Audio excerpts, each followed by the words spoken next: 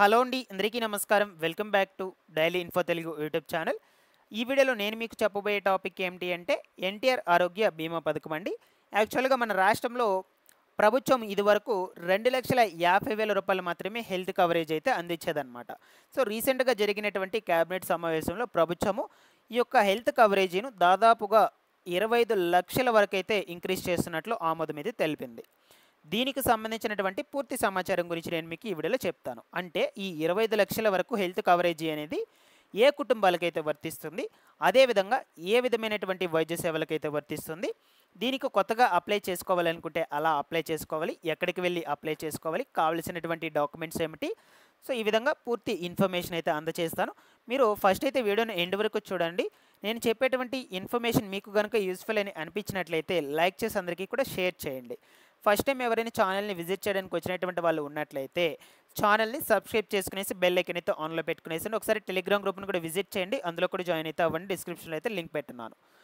So ఇక late చేయకుండా టాపిక్లో కనుక వచ్చేసినట్లయితే, సో మనకు రీసెంట్గా జరిగినటువంటి క్యాబినెట్ సమావేశంలో ప్రభుత్వము ఈ ఎన్టీఆర్ ఆరోగ్య బీమా పథకం కింద వచ్చేటువంటి కవరేజీను దాదాపుగా నిరుపేద కుటుంబాలకు 25 లక్షల వరకు అయితే ఇంక్రీజ్ చేయడం అయితే జరిగిందండి. ఓకేనా. సో దీనికి సంబంధించినటువంటి పూర్తి సమాచారాన్ని నేను ఈ విధంగా అయితే గ్యాదర్ చేసి తీసుకువచ్చాను. దీన్ని డిస్క్రిప్షన్లో కూడా పెడతాను, మీరు ఒకసారి అక్కడ కూడా వెళ్ళి క్లియర్గా చదువుకోండి. ఓకేనా. సో మనకు రాష్ట్రంలో ఉన్నటువంటి నిరుపేద కుటుంబాలకు ఈ ఎన్టీఆర్ వైద్య సేవా స్కీమ్ ద్వారా ఉచిత వైద్యం అయితే అందుతుందండి.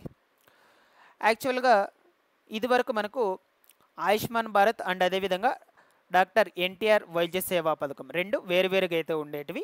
ఇప్పుడు కూటమి ప్రభుత్వం కాబట్టి, మనకు ఎన్డీఏ కూటమి ప్రభుత్వం కాబట్టి వీటి రెండింటినీ కూడా మిక్స్ చేశారనమాట, అంటే కలిపేశారు. ఇదివరకు రెండు వేరువేరుగా అయితే ఉండేటివి. సో కలిపేసి ఒకే హైబ్రిడ్ మోడల్ లాగైతే తీసుకొచ్చారనమాట. ఒకే పాలసీ కింద అయితే మీకు హెల్త్ కవరేజ్ అనేటువంటిది అయితే ఇస్తున్నారు. దీనివల్ల మీకు ఒకే కార్డ్ అయితే వస్తుంది, అటు స్టేట్ అండ్ సెంట్రల్ గవర్నమెంట్ రెండింటికి సంబంధించి. ఓకేనా. సో ఒకే క్యూఆర్ కోడ్తో మీరైతే ఈ రెండు పథకాల ద్వారా ప్రయోజనాలు అయితే పొందవచ్చు. ఓకేనా. సో ఇక బీపీఎల్ కుటుంబాలకు చెందినటువంటి తెల్ల రేషన్ కార్డు ఉన్నటువంటి వాళ్ళు ఎవరైతే ఉన్నారో వాళ్ళకి 2,50,000 వరకు ఇన్సూరెన్స్ అయితే వస్తుంది. అండ్ అదేవిధంగా 25 లక్షల వరకు ట్రస్ట్ కవరేజ్ కూడా వర్తింపు అయితే జరుగుతుంది అనమాట. ఇక ఏపీఎల్ కుటుంబాలకు చెందినటువంటి పేదలు ఎవరైతే ఉన్నారో సో వీళ్ళకి గరిష్టంగా 5 లక్షల రూపాయల వరకు కవరేజ్ అయితే అందుతుంది. ఈ యొక్క ఎన్టీఆర్ ఆరోగ్య బీమా పథకం ద్వారా దాదాపుగా 3,257 రకాల చికిత్సలు అండ్ అదేవిధంగా సర్జరీలు ఉచితంగా అయితే మీకు లభిస్తాయి, మీరైతే చేసుకోవచ్చు అనమాట. సో ఇక ప్రతి రోగికి క్యూఆర్ కోడ్తో ఉన్నటువంటి కార్డ్స్ అయితే జారీ చేస్తారు. మీరు ఈ క్యూఆర్ కోడ్తో క్యాష్లెస్ విధానంతో వైద్యం అనేటువంటిది అయితే పొందవచ్చు, చికిత్స పొందుకోవచ్చు అనమాట. 6 గంటల్లో చికిత్సకు పంపిస్తారు. 15 రోజుల లోపల ఆసుపత్రులకైతే మీ యొక్క బకాయిలు అనేటువంటి వాటిని చెల్లింపు చేస్తారనమాట. ఓకేనా. సో మీరు హాస్పిటల్కి వెళ్ళినప్పుడు 6 గంటల సమయం లోపల మిమ్మల్ని అయితే హాస్పిటల్లో అడ్మిట్ చేసుకుంటారండి. 15 రోజుల లోపలే ఈ ఆసుపత్రులకు మీరు ఎంతవరకు అయితే ఖర్చు అయి ఉంటుందో మీ యొక్క చికిత్సకు అంత అమౌంట్ అనేటువంటి దాన్ని ఆసుపత్రులకు అయితే చెల్లించడం జరుగుతుంది. ప్రభుత్వం ఇప్పటికే దీని కింద 1,745 కోట్ల రూపాయల నగదును ఆసుపత్రులకైతే చెల్లించడం జరిగింది. ఇకపోతే ప్రయోజనాలు చూద్దాం ఈ యొక్క పథకానికి సంబంధించి. బీపీఎల్ కుటుంబాలకు 2,50,000 ఇన్సూరెన్స్ అండ్ అదేవిధంగా 25 లక్షల వరకు ట్రస్ట్ కవరేజ్ అయితే అందుతుంది. ఏపీఎల్ కుటుంబాలకు 5 లక్షల వరకు కవరేజ్ అయితే అందుతుంది. కుటుంబం మొత్తం ఈ కవరేజ్ని అయితే వాడుకోవచ్చు అనమాట. చిన్నపిల్లలతో సహా కుటుంబం మీ యొక్క రైస్ కార్డులో ఎంతమంది మెంబర్స్ ఉంటారో ఆ మెంబర్స్ అందరికీ కూడా వర్తింపు జరుగుతుందండి. ఇది గుర్తుపెట్టుకోండి మీరు. ఇక ఈ యొక్క పథకానికి సంబంధించినటువంటి ముఖ్య లక్షణాలు ఏంటంటే ఏమిటో ఇక 1 బై 1 అయితే చూద్దాం మనం. ఓకేనా.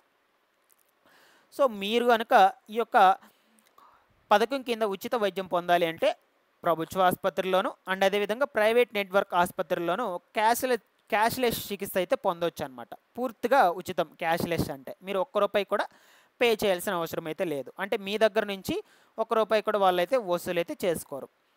పేద కుటుంబాలకు ఉచితమైనటువంటి నాణ్యమైనటువంటి వైద్యం అందించడమే ఈ యొక్క పథకం ముఖ్య లక్ష్యంగా అయితే చెప్పుకోవచ్చు అనమాట. ఓకేనా. అంటే ఈ యొక్క నెక్స్ట్ వచ్చేసి ఈ యొక్క పథకానికి సంబంధించి ఎవరెవరు అర్హులైతే అవుతారు. తెల్ల రేషన్ కార్డు బీపీఎల్ కార్డు ఉన్నటువంటి కుటుంబాల వారు, అదేవిధంగా వార్షిక ఆదాయం వచ్చేసి 5 లక్షల లోపల ఉన్నటువంటి వాళ్ళు అర్హులైతే అవుతారు. దాని తర్వాత ఆధార్ కార్డు లింక్ చేయబడినటువంటి కుటుంబాలు కూడా అర్హులైతే అవుతారనమాట. దాని తర్వాత వచ్చేసి భూమి విషయం చూసుకున్నట్లయితే 35 ఎకరాల కంటే వరి కావచ్చు, పొడి భూమి రెండు కలిపి 35 ఎకరాల కంటే తక్కువ ఉన్నటువంటి కుటుంబాలు ఏవైతే ఉంటాయో ఆ కుటుంబాలకు చెందినటువంటి వాళ్ళు మాత్రమే అర్హులైతే అవుతారని మనకు చెప్తూ ఉన్నారండి. ఓకేనా. ఇకపోతే ఈ యొక్క హెల్త్ కార్డు వల్ల ప్రాధాన్యత ఏమిటి? హెల్త్ కార్డు ద్వారా మొత్తం కుటుంబానికి ఈ హెల్త్ కవరేజ్ అయితే వర్తిస్తుంది. భార్య, భర్త, పిల్లలు, తల్లిదండ్రులు, ఓకేనా, మొత్తానికి హెల్త్ కవరేజ్ అయితే వర్తింపు జరుగుతుంది. ప్రభుత్వం అండ్ ప్రైవేట్ నెట్వర్క్ ఆసుపత్రిలో హెల్త్ కార్డు ద్వారా మీరు చికిత్స అయితే పొందవచ్చు అనమాట. ఆంధ్రప్రదేశ్ అంతటా ఉన్నటువంటి 2400 ఆసుపత్రుల్లో ఈ కార్డు అనేటువంటిది అయితే అంగీకరించబడుతుంది. ఈ 2400 ఆసుపత్రుల్లో మీరు ఈ కార్డు చూపించి అయితే 25 లక్షల వరకు ఉచితంగా వైద్యం అయితే చేయించుకోవచ్చు. దాంట్లో నో ప్రాబ్లం అండి. ఇకపోతే ఈ యొక్క కార్డు ద్వారా మీకు ఏ విధమైనటువంటి వైద్యులు అయితే వర్తిస్తాయి? సో మొత్తంగా వచ్చేసి 3257 రకాల వైద్యులు అండ్ వ్యాధులు అండ్ అదేవిధంగా సర్జరీలు కవర్ అవుతాయి అన్నమాట.